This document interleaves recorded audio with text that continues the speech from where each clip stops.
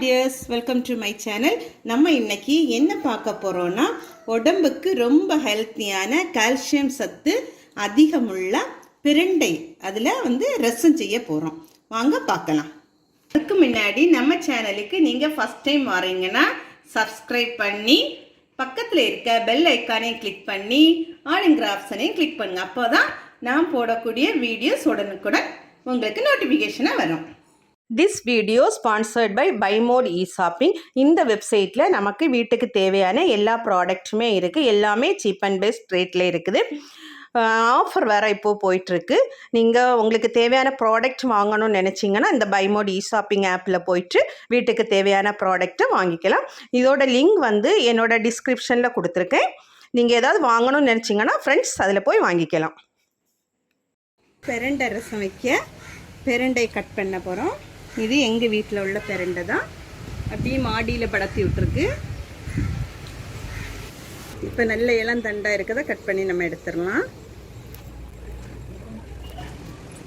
இந்த பிரண்டையை கட் பண்ணுறதுக்கு முன்னாடி நம்ம இதில் அரிப்பு தன்மை உண்டு. அதனால நம்ம என்ன பண்ணலாம்னா கையில் கொஞ்சம் ஆயில் போட்டுடலாம்.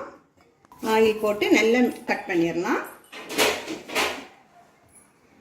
கட் பண்ணதுக்கு இப்படி வச்சுட்டு இப்படி இழுத்தா போதும், வந்துடும். இப்படி வந்துடும். இது நல்ல முத்துனதுன்னா இங்கே இதில் எல்லாம் வரும், அதையும் எடுக்கணும். நீங்கள் இது முத்துனது இல்லை, எடுத்துக்கலாம்.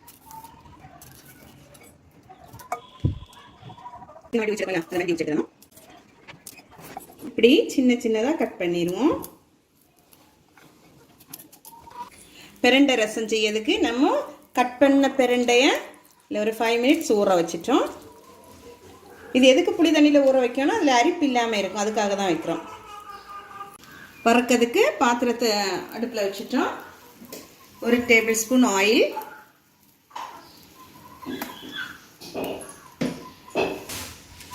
4 காஞ்ச மிளகாய்,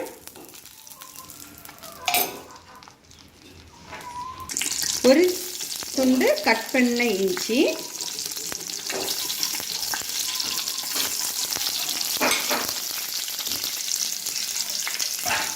10 பல் பூண்டு,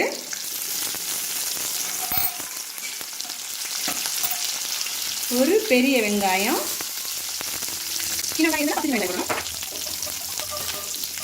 1 tablespoon பெப்பர்,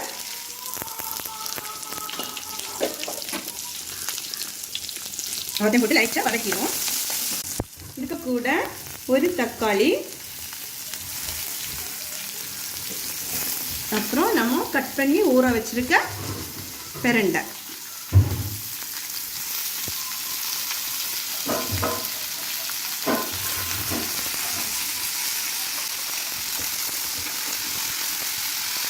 நல்லா வதக்கிடுவோம். அந்த பிரண்டையில் உள்ள பச்சை கலர் சேஞ்ச் ஆகிறது வரை நம்ம வதக்கணும். அப்போதான் அந்த அரிப்பு இருக்காது. இது பெரிய எலுமிச்சை அளவில் புளி எடுத்து நம்ம ஊற வச்சுருவோம். புளியை இப்போ ஊற வச்சுட்டோம். அந்த பிரண்டையில் கலர் சேஞ்ச் ஆகிடுச்சு. அந்த பச்சை கலர் நல்ல டார்க் க்ரீனாக இருந்துல அந்த கலர் மாறிடுச்சு. இந்த அளவுக்கு நமக்கு போதும். சப்போஸ் உங்களுக்கு டைம் இல்லை, இதெல்லாம் வறுக்கிறதுக்கு டைம் இல்லை அப்படின்னு நினச்சிங்கன்னா பிரண்டையை மட்டுமே நீங்கள் அந்த கலர் சேஞ்ச் ஆகாத வரை வறுத்துட்டா போதும். இதெல்லாம் அப்படியே பச்சைக்கே வச்சு அரைச்சிட்டு நல்லா அரைச்ச பிறகு நம்ம என்ன பண்ணணும்னா அதை நல்லா வறுக்கணும். 1 ஸ்பூன் ஜீரகம்,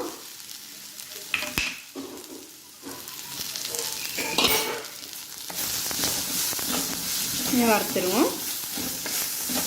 கொஞ்சம் மஞ்சள் தூள்,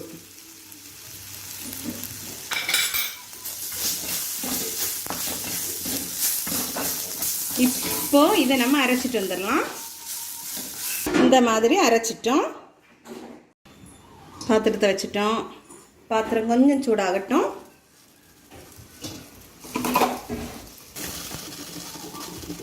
ரெண்டு ஸ்பூன் ஆயில் ஊற்றிடுவோம்.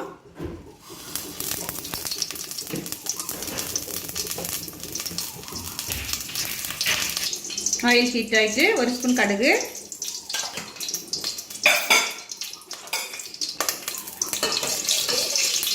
இங்கே எடுக்கணும். கடுகு போட்டுட்டும் கொஞ்சம் வெயிட் பண்ணுவோம். 1/4 டீஸ்பூன் காயம்,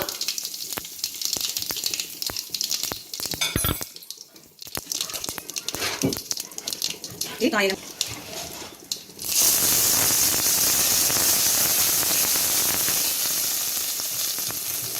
நல்லா வதக்கிடுவோம். சின்ன அந்த அரைப்பு போட்டோம்ல அதில் பச்சை ஸ்மெல் போகிறத வரை நல்லா வதக்கிடுவோம். இப்போது காஞ்ச மிளகாய் அதில் பிச்சு போட்டுருவோம். இப்போ நல்லா வதங்கிட்டு அந்த பச்சை ஸ்மெல் எல்லாமே போயிட்டுது. இதில் நம்ம ஆல்ரெடி ஊற வச்சுருந்தோம்ல புளி, அந்த புளியை ஊற்றிடுவோம். நீ இதில் அரைச்சி வச்சுருந்தோம் இல்லை, அதில் கொஞ்சம் அரைப்பு இருந்து அது கூட தண்ணி ஊற்றிடலாம். ஒரு 3 கப் தண்ணி ஊற்றிடுங்க. தேவையான அளவு உப்பு போட்டுருவோம்.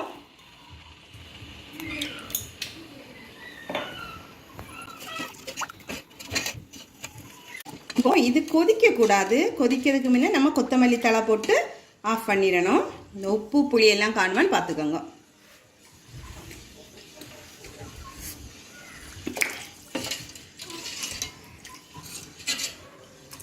கொஞ்சம் லைட்டாக இதாகட்டும், ஒரு 2 நிமிஷம் கிடக்கட்டு, கொதிக்க விட வேண்டாம். இந்த ரசத்தை அடிக்கடி செய்து சாப்பிடுங்க, அப்போ தான் உடம்புக்கு நல்லது.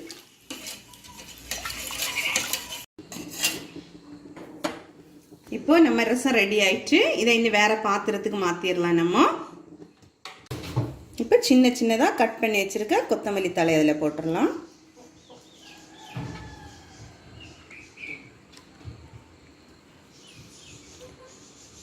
நம்ம பிரண்டை ரசம் ரெடி ஆயிடுச்சு.